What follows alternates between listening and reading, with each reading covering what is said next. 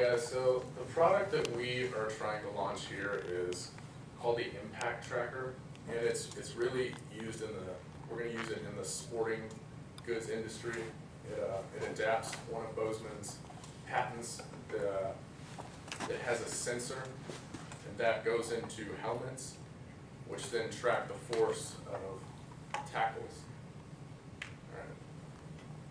So the hard technology behind this, it starts with the sensor transducer, and that's the accelerometer. And in Bozeman's case, he had the sensor on the space shuttle because they wanted to sense the G-force on the space flights. And it translates, that signal is an analog signal that they get, and that goes through a driver, which then converts the analog signal into a digital electrical output, which gets stored in our memory device. And from the memory device, we have Bluetooth that sends the maximum impact to the sideline, to trainers, coaches, etc. So that they can see specifically which player has been impacted at what level. So 50 Gs, 70 Gs. The research that we looked at said that concussions happen mostly around like 70 Gs, but the importance of our product, and because there's all kinds of these things out now, but the difference with us is that we are trying to measure it relatively. So I'll get into that here in this next slide. The first thing we're going to do is develop apps for smartphones, tablets, and PCs. So when you're on the sideline,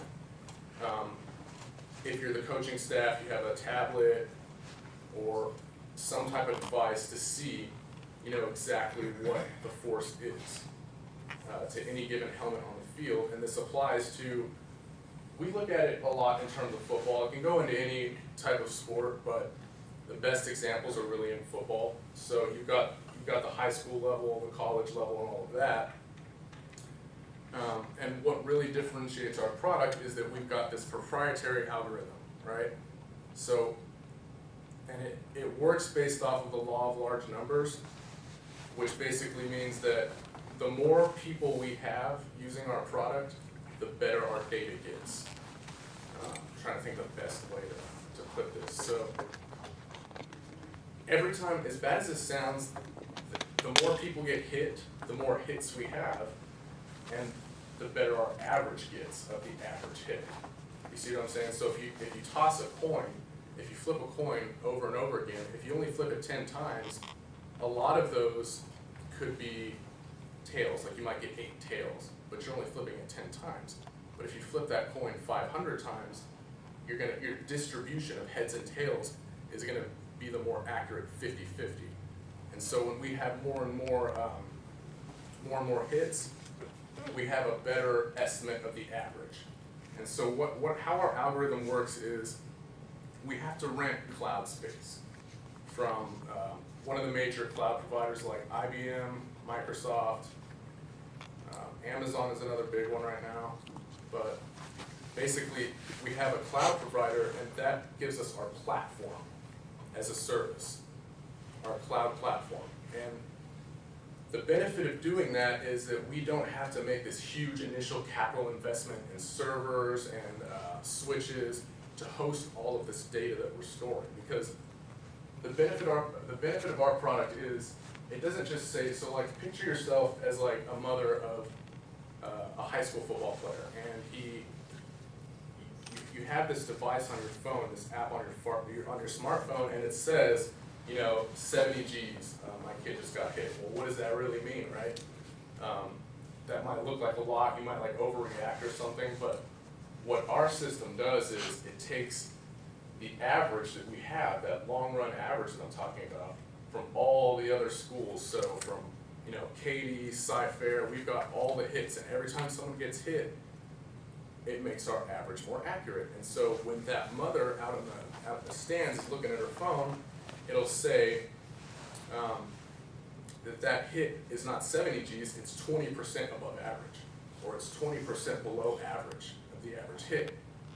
And the factorial analysis of variance is used because we need to separate all of our user bases into different components. So we've got college, we've got, hopefully one day the NFL, but you can't compare, we can't use the average for the NFL to compare the high school players. So that's where that comes in our algorithms. It takes unstructured data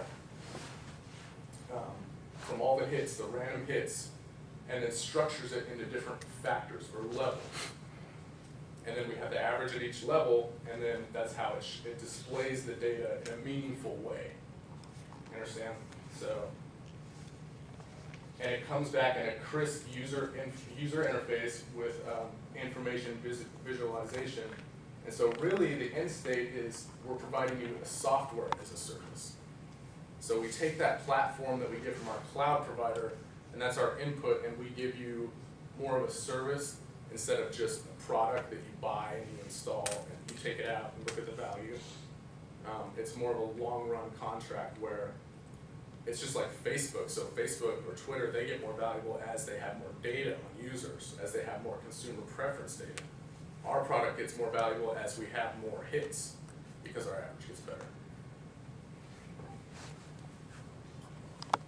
We looked at our market analysis and realized, if we wanted to have a successful product, we wanted to make sure what are the unique features that our product would have as opposed to other competitive products to give us that competitive advantage. So we looked at a lot of different products that are out there. What we realized is basically our product just contains and combines different features that most of these other products have only one unique feature or another. But ours, for example, we have the GPS device, which basically just gives you the location of the player or the person who's wearing that device in their helmet. Second thing, we have the shock absorbent tracking, so basically you can monitor at what G's, what force, and at what place. The other feature we have is basically, as you mentioned, the Bluetooth device, which basically can emit and transmit that data in real time. So whoever is looking at this data and wanting to make sense of it or wanting to translate it, they're looking at that in real time. And we'll talk a little bit about the advantage of having those in real time in a little bit.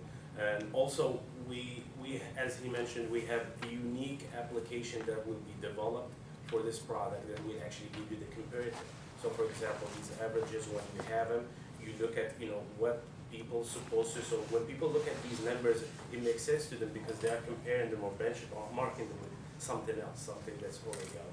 So when we looked at first, and we wanted to also understand who will be our customer. It's very important to know who's going to be buying this product. So we looked at a wide range of industries, and we found there are many different industries that can be actually using our product. But we focused mainly on the sporting goods industry.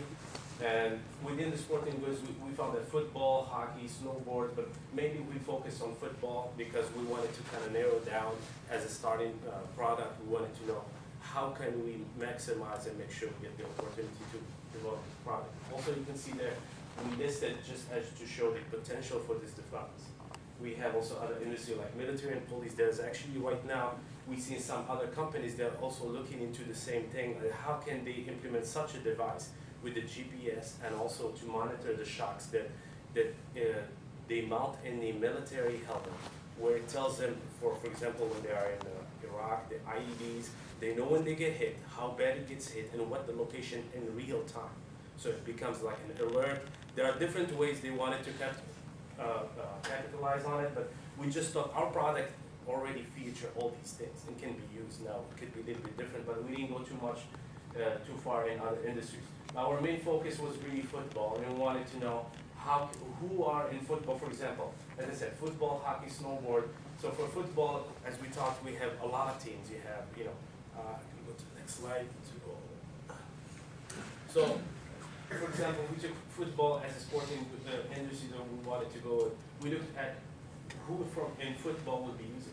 First of all, we started basically with just individual users. Anybody that actually cares or wanted it.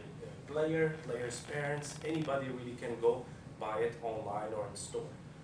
Two is basically small institutions, and we thought about school districts. Now we have a very heightened sense of safety. People care about their children. I know, there's a lot of bad stigma about football, about the long-term impact of all these, slightly violent, sports. So school district for us was a big market, we wanted really to kind of look into the same thing for minor league, and also we wanted to include some small private teams. There are some private teams that out there that not necessarily fall within, we also wanted to look at. Also we looked at a large organization, and that's basically NFL, NHL, and if we're lucky and we get that product marketed well, we can go and step in. That's basically, NFL, obviously, they care. We have 32 teams in the National Football League, and obviously, this NFL is a very rich organization. They care about their players. They pay a lot of money to have them, and they have a lot of use for this device. They can track how much they get impacted, how much they get hit, what are those hits, the position from a coaching standpoint, what are the areas they get hit, depending on what kind of plan, play, or strategy they have. So they can take all that data and they can slice it, dice it. We have the application that goes with it. It gives you different views, how you want to use it to better optimize on what basically you're trying to do. So that was the customer segment. Now, the benefit. So we took that, basically those few customer segments that we identified that would be a really great potential for our product. And we tried to kind of zone in a little bit further and see what are really the uses for these individuals or different organizations. So for individual user, we thought simply the products had the two main features, obviously, monitoring the shock impact to the helmet that they're wearing. The other one is locating the player via GPS. So when we say locating the player via GPS is really mainly, you can actually have a coordinate where the player gets hit. So whether you have a field or, for example, you're a snowboarder somewhere out in some mountain and you're snowboarding, there's no one out there, but something happens, anybody, your friends or something, they can track you down literally. If you're, God forbid, in an avalanche, they can track you exactly where you are. And they know exactly how to rescue you as opposed to, okay, some people are way out there and we have no idea where they are. So that was one idea. The small institution, obviously, we're looking, again, the same thing. Monitor the player physical impact. That says how serious the players are being hit, and that kind of gets in serious analysis and the details from the data that gets transmitted. Obviously, it's going in real time, so there's a lot of benefit there. Also from a coaching advantage, because the coaches are looking at these players, where they get hit, what position of the field based on the play, and that can be used basically for, any team that's seriously playing football, they want to strategize in a different way, plan how they position their players. For a large organization, we basically have kind of the same two features, which is basically monitoring the impact. But there's a third feature that we thought would be really, really interesting, and that is basically an entertainment part of the. So since the device transmits through Bluetooth and the real-time data, imagine you are in a stadium where you have football players, and usually they use those little microphones in the stadium. When you hear those helmets bump to each other, people get excited about it. Ooh, that's a big hit. Now imagine if we take that same exact hit, since we know the range with it, 50 Gs, 40 Gs, and visualize it in that big screen with some kind of design or something. That really just brings up a whole different excitement to the crowd, to the different level. So we thought that would be very beneficial. Obviously, it would be a little bit controversial at first because people would be like, oh, we don't want to get entertained. But people go watch boxing and all these different violence for a reason, because they want to see that impact. And so that one we thought that would be a great selling point, especially for these organizations that can be a little bit hard to access, especially if they are big and they're not easy to get into. So marketing approach, we thought, how can we sell this product to these different places? So one of the things is, as a new product, we wanted to give free trial periods. Go to these institutions, say, hey, we're so confident about our product, it's so good, here's what it does, explain it well, present it, and say, we'll give it to you for 30 days, 60 days for free, just try it out. And we are so confident that it works so well, and it's synced up with the application, and gives all the right goals that we're set up for it. They will be happy to get it. So that was one way we felt that we can, approach these schools, small, institutions and get it. Another one is basically give discount prices. Obviously, the larger number of units you buy, the more discount we give. Another way we thought also provide free units when buy and combine product. Obviously, he mentioned the cloud services, and in other words, basically all these data. The whole system was about generating data, and for us, we are memorizing that data and translating it into something a user can look at it or something. We don't want to lose all these data, so we have different ways. So you can when you have this data transmitted, you can have it in your own computer. We can save it for you in the cloud service. And I think that was like a big selling point. And depending on how many you buy, we can provide all of this service either at discounted price or throw it for free when you reach a certain number of units. Online pricing, that basically just goes, if you buy from us directly and bypass all the other vendors, because we are planning to go in different places, then we'll definitely give you a big discount. And when we thought this would be also a great opportunity, because a lot of people are shopping more online now than ever before. So this is also a great market, and also to reach other customers that can be beyond our scope of reach. So, just going to talk a little bit about what we're talking about here is how we start out with more of a small scale approach. We basically target like local area organizations, and just looking what I saw is like for high school football here, just in HISD, I noticed there's 46 high schools, and we just kind of estimated that for high school and college level teams, this may be a little bit under, but we estimate there's approximately 85 players potentially on each team. And then of course we have the one professional team. So we thought, for an initial run, we would produce 4,500 units. Taking, just the local area, you can see that the total players, just based on the high schools that are in HISD and the college team and professional, that would come up to 4,398 players. So we thought, 4,500 units would be good, just to kind of estimate first production run, and that would give us, some extra additional units, that, you're going to come across that, for marketing purposes and just different opportunities for customers to try them out. So that's kind of like our first production run, target number that we set out. One thing that we noticed, like when we were looking into these different types of sensors, is that there's a wide variety of components out there, and I guess, as the technology is advancing there, it seems like the prices, I was somewhat surprised that the prices, it wasn't as expensive as I thought on some of the components. Here I just have a little breakdown of, I kind of went online and found these components pretty easily through numerous electronic suppliers, as far as Bluetooth sensors, GPS sensors, and one other aspect that we added, that I wanted to add, we added in here was, we're talking about this primarily for helmets, but it seems like this technology is also going into more type of sensors that are measuring more biometric type data, for example, like heart rate and respiration per minute. Those sensors are out there, and it seems like through the research we saw that they're becoming more available, as far as body wear type sensors. They could also be incorporated maybe down the line into this type of technology to give you more of a complete package. You're not only measuring like, head impacts, but you're also measuring like the performance level of the player and that sort of thing. So initially starting off just for a little more differentiation in the product and products that are out there, we thought, I found a sensor it's a pulse sensor that actually could be incorporated into this. So you could also have that data being transferred through the Bluetooth technology. And like I said, later on we could possibly add more sensors to get more of a complete package so you can measure the overall performance of the athlete, not only from the impact standpoint, but from the total body standpoint. And like I said, the component prices, they range, some of the components were a few dollars up to $50, and it really depends on, what level you order at as far as the discount. So I also was thinking as far as financially, if the product is successful, you potentially have pretty good cost savings due to the order quantity discounts from the suppliers. So, and what we were thinking about as far as how we would manufacture this product is we would stay with U.S. manufacturing, and I went to like the U.S.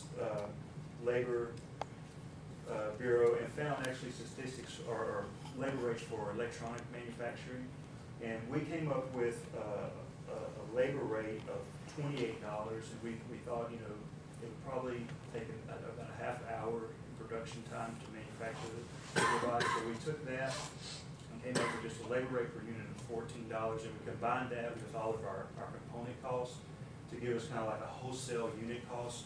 And since we don't actually have the numbers, the solid numbers to know the actual cost, we kind of projected out what other costs would be as far as like packaging costs, distribution costs. We did some research and saw how much percentage of these costs are in typical products.